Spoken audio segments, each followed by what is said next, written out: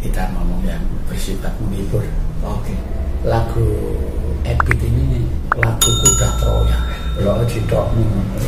Artinya kenali dirimu. Ya, kalau otomatis itu kan tak mikir. Ya, perlu pikiran juga.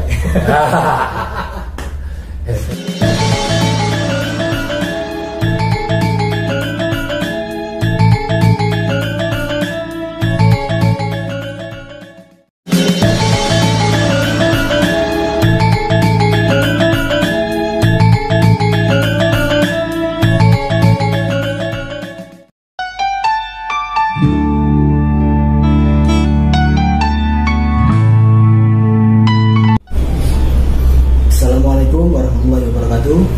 Waalaikumsalam warahmatullahi wabarakatuh. Kembali lagi di acara Ngobrol Peduli bersama saya Jaan dan Pak Dinino. Pak De, apa kabar Pak De? Baik. Selamat sore. Ya, sore. Kelihatannya segar. Ya. Semangat Pak De ya. Ya. Tadi kemarin kita kan membahas mengenai Pancasila perisai bangsa ya. Iya. Sekarang kita waktunya masuk ke topik tentang budaya. Oke, ya. Yaitu lagu tentang yang dibawakan oleh Ebit. Ya, Ya. Kenapa kok memilih lagu Pak? Iya. Ya kalau sebelumnya serius ngomong ideologi ya. Ya. Nah ini kita ngomong yang bersifat menghibur. Oke, siap. Entertainment. Ya. Apa itu? Mengapa lagu Ebit yang kita suguhkan? Ya, Ebit ini kan pencipta lagu populer. Maksudnya bukan lagu pop ya, cuma ya Ebit ini sendiri itu figur yang populer dan ciptaannya serius. Jadi lagu-lagunya itu serius dan lagu Ebit ini produk kontemplasi. Oke. Hasil perenungan ya itu. Dan ini perlu supaya manusia seimbang. Berarti ada hubungan dengan spiritual ya? Iya, jadi dia tidak hanya tentang kesenangan, tetapi juga dia berpikir menuju ke jiwa yang damai. Kenangan jiwa yang damai. Iya. Tidak ada susah, tidak ada senang. Iya, damai. Dan yang alasan yang paling penting tentunya lagu. Kalau saya boleh memberi label ya. Lagu Ebit ini lagu kuda Troya. Kuda Troya. Tahu kuda Troya? Apa yang dimaksudnya kuda Troya Pak? Kelihatannya menarik untuk diwedar ya. Ya ini sekedar analogi. Cerita kuda Troya itu kan di mana pasukan Yunani tidak bisa masuk ke negeri Troya sampai ya waktu yang sangat lama nggak bisa. Akhirnya membuat strategi buat kuda dari kayu. Setelah selesai, tentara Yunani itu dimasukkan ke kuda itu tadi. Terus pasukan pura-pura pergi, sudah tidak mengepung negara Troya itu. Pura-pura pergi oleh pasukan Troya, dianggap mereka sudah menyerah, sehingga kudanya terus dibawa masuk ke negeri Troya. Setelah di dalam, pasukan Yunani kembali menyerang.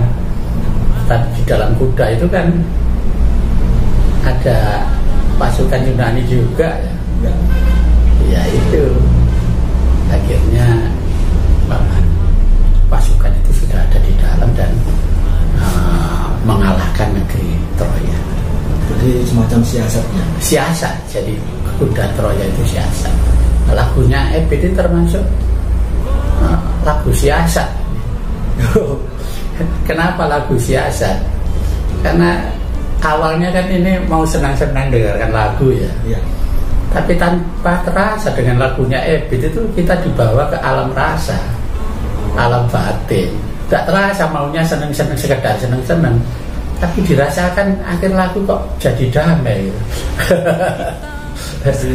cukup brilian ya. Iya, makanya lagu-lagunya saya anggap lagu kuda Troya itu. Orang mau seneng-seneng tok sebetulnya ya, tapi bisa mulai merenung, jadi serius gitu loh. Ada gak lagu yang sejenis dengan lagu yang dibawakan Habib yang sifatnya seperti siasat seperti itu? Ya, Habib tidak mengatakan siasat, tetapi cara dia menyampaikan ini tanpa terasa kita terbawa ke dunia rasa. Kalau dalam pendidikan itu bisa disebut seperti metode ya? Iya, boleh. Jadi metode yang tanpa terasa kita tahu-tahu bisa gitu ya. Pendekatannya dengan lagu ya? Iya, iya. Terutama lagu untuk kita renungkan ini. Nah, kira-kira lagu Habib ini pesan utamanya apa Pak? Iya, pesannya ya tadi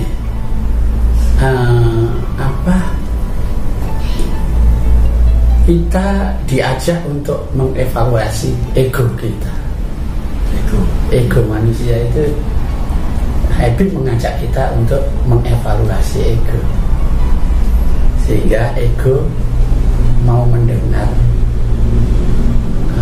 suara batin. Ya, saya kira pesannya di situ. Bisa lebih dijelaskan lagi, berita lagi Pak? Iya. Ego itu kan dikendalikan oleh dunia eksternal. Oke, tentunya untuk dunia eksternal. Ya, sebetulnya mekanisme ego itu kan supaya kita bisa bertahan hidup, supaya kita memenuhi kebutuhan kita, keinginan kita. Itu kan yang ngatur ego tak? Ya. Dan keinginan kebutuhan kita itu kan karena kekuatan dari luar. Jadi kita memang sok, ya dengan kata lain tanda kutip seperti dipaksa gitu kan. Kita ingin jadi punya jabatan tinggi karena supaya dianggap hebat oleh masyarakat. Kan kui ya. Betul. Artinya kan dia masih terpengaruh oleh kata-kata masyarakat. Nah, itu ego. Tapi begitu ego kita evaluasi, dia tidak terlalu digerakkan oleh dunia eksternal, dia mulai mau mendengar suara batin. Yang diharapkan nanti ego ini akan mengikuti suara batin. Nah, itu. Di dalam lagu Habib di situ ada tertulis telanjang benar-benar bersih. Itu maksudnya gimana? Oh, kita mesti telanjang kan gitu ya. Kita mesti telanjang dan benar-benar bersih. Bukan telanjang bajunya. Oh, telanjang dada gitu. Ya, ini lagu. Jadi lagu itu kiasan. Sanepan ya? Sanepan, bukan telanjang badan. Maksudnya kita mesti telanjang ini, kita mau melepas baju persona kita. Baju persona itu kan topeng. Jadi baju kita itu kita lepaskan supaya kita tidak menipu diri. Kita mesti telanjang. Nah, itu. Jadi supaya kita bisa lepas dari ikatan-ikatan yang sifatnya eksternal. Jadi kita bisa lepas itu dengan harapan ya kita jadi tenang karena tidak diganggu oleh tekanan-tekanan dari luar. Ya, persona itu kan tekanan luar. Oke, sekarang lanjut selanjutnya ya. Tengok ke dalam sebelum bicara. Tengok ke dalam sebelum bicara. Ya. Iya. Tadi misi lab ini kan kita diajak berkontemplasi ya. Jadi melepaskan baju-baju yang terikat oleh dunia luar itu kan. Dan caranya kita harus menengok ke dalam. Menengok ke dalam itu ya melihat ke jiwa kita yang terdalam. Rasa tadi ya? Ya, batin itu. Jadi tengoklah ke dalam sebelum bicara itu.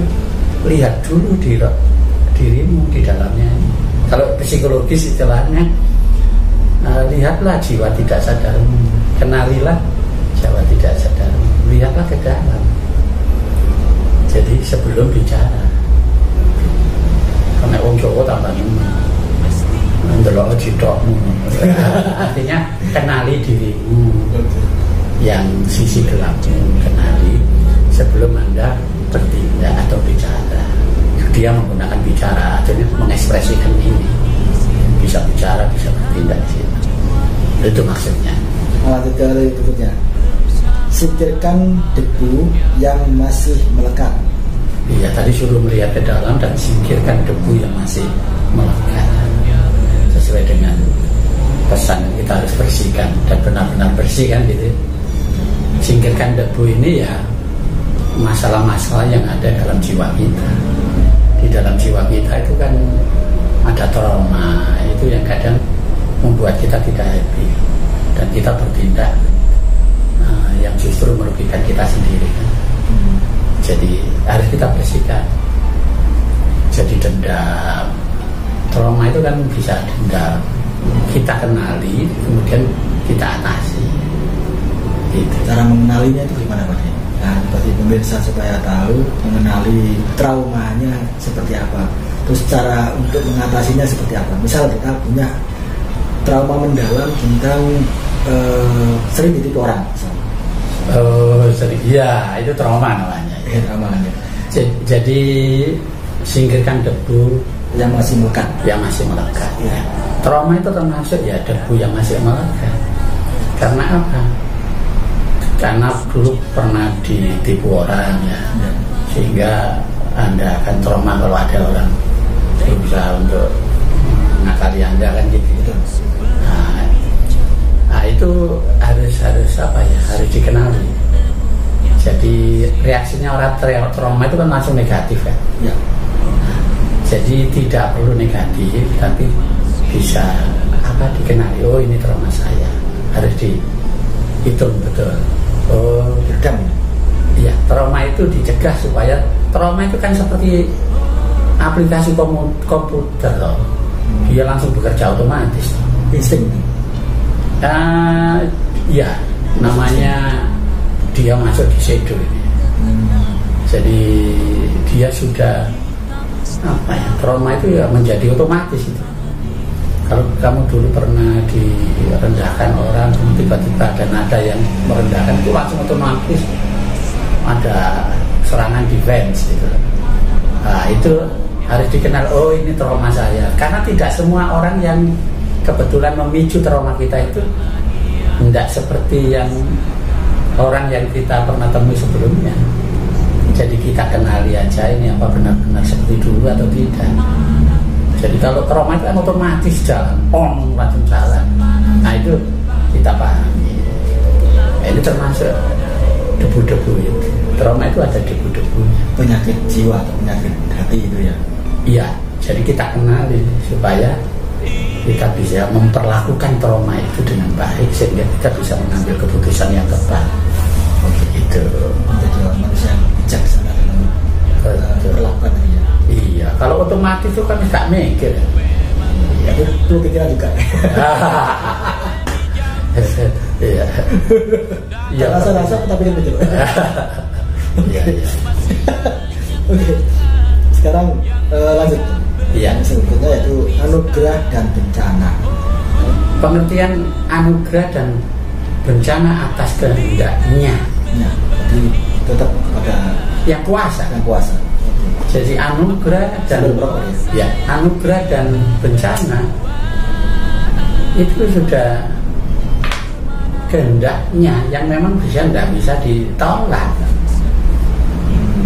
Artinya apa? Artinya dua hal yang paradoks ini harus diterima. Dua hal yang paradoks ini harus diterima. Anugerah disyukuri, bencana itu. Iya, bencana ini pun harus bisa dipahami. Kan begitu ya.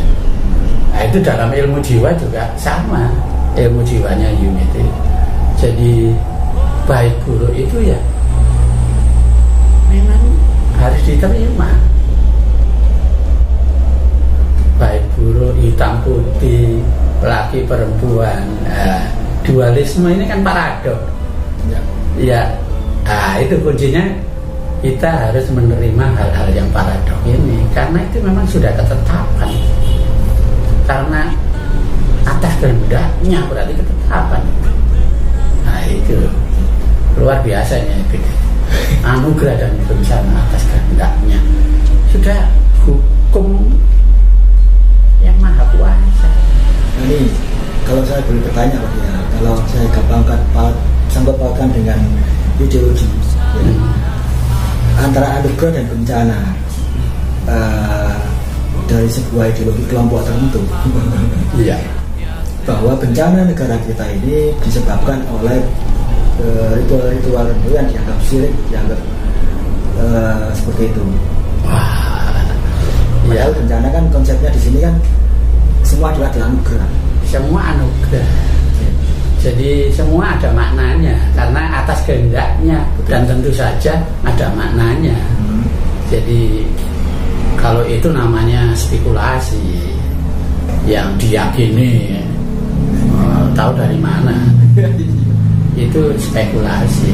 Tapi ya bencana ya atas kehendaknya. Jadi spekulasi itu bisa iya, bisa tidak. Jadi kalau Anda percaya atau tidak, itu masalah kepercayaan. Tapi yang pasti kita harus terima itu. Nah itu. Dan kita terima sebagai ya hukum yang kuasa. Cuma yang penting kenapanya itu sampai itu terjadi. Iya. Nah itu kenapanya itu kan di lirik itu ada cambuk kecil. Iya. Yang berikutnya ya, cambuk kecil ini. Kan Ebit mengajak kita agar bersabar ya kan. Ya. Karena itu hanya sebuah cambuk kecil. Jadi hal-hal yang tidak menyenangkan, bahkan bencana ini dianggap cambuk kecil oleh Ebit. Bukan cambuk besar ya. Bukan cambuk besar. Malah dipakai sebagai cambuk kecil. Sebagai isyarat gitu loh, agar kita berbenah kan gitu. Ebit memaknai. Jadi spekulasi tadi kalau ada bencana, ada orang mungkin perilaku kita nggak benar, ya ada benarnya. Tapi kita nggak tahu persis kan. Yang jelas bencana itu menurut Ebit ini dimaknai sebagai cambuk kecil agar, dan itu isyarat agar kita berbenah. Bayangkan bencana, api membakar, badai menghempas kita. Nah, Ebit mengatakan itu cambuk kecil. Besar sekali. Secara makrokosmos begitu, tapi saya yakin yang dimaksud Ebit ini adalah mikrokosmos. Jadi kalau kita susah, kita mengalami hal-hal yang menyakitkan, itu cambuk kecil. Itu isyarat agar kita berbenah. Dia katakan panas membara ya, itu artinya panas hati, ya kan? Waduh, tahan saya dengan tekanannya. Kan itu maksudnya.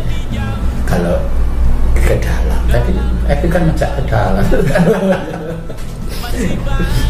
Jadi Ebit, menurut Ebit itu bukan hukuman, bukan hukuman. Apa maksudnya badai bukan hukuman? Artinya kita harus terima itu, karena itu hanya isyarat, itu sensor bahwa ada yang nggak beres. Jadi bukan hukuman, tapi itu peringatan loh, peringatan. Menurut Ebit begitu.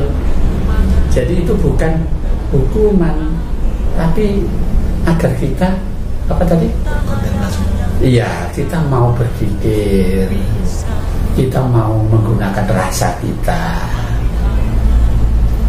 Jadi mawas diri gitu ya. Iya, dengan adanya rasa sakit, tekanan, itu justru itu cambuk supaya kita berbenah. Maksudnya itu kita harus mau berpikir ulang sebelum bertindak, dan kita mau merasa. Nah, Itu jadi artinya kita diajak untuk kembali pada yang kuasa, kembali bahwa ada yang nggak beres, saya harus kembali ke titik awal.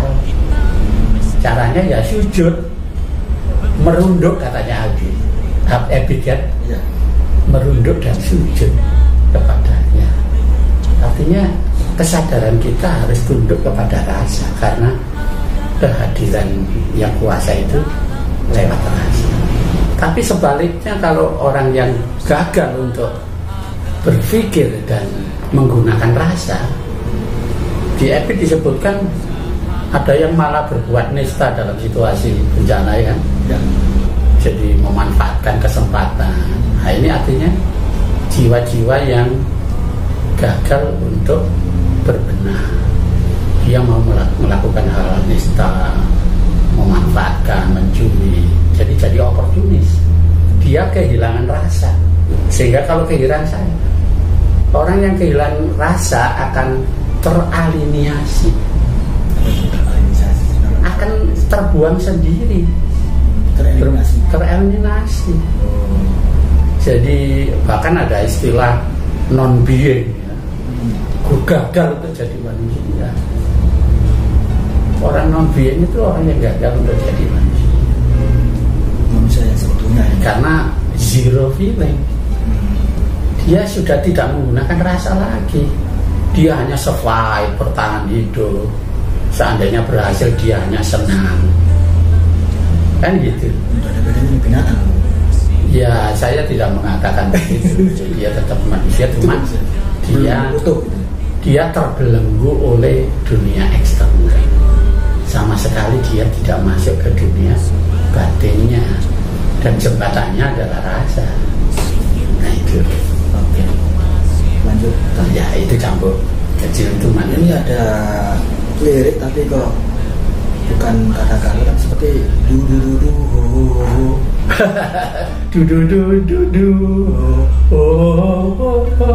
apa artinya itu? Ya cuma suara memperindah suara. Tapi kalau mau dicocok-cocokkan ya bilang du untuk adu-adu sakit mungkin. Supaya ke udah wong Jawa tuh akhirnya kembali ke titik walaupun du ada rasa adu sakit tapi berhasil ke titik nol sesuai dengan visi lagu ini. Mungkin begitu maksudnya kita tuh ini gado-gado. Tapi kok cocok ya terus. Yang penting kan kita bisa berkontemplasi ya, hanya memperkuat misi lagu ini. Sekarang lirik yang berikutnya Pak De, yaitu berjuang dan bercermin. Itu maksudnya bagaimana Pak De? Iya, berjuang dan bercermin. Ya tentu yang dimaksud berjuang ini adalah perjuangan melawan ego.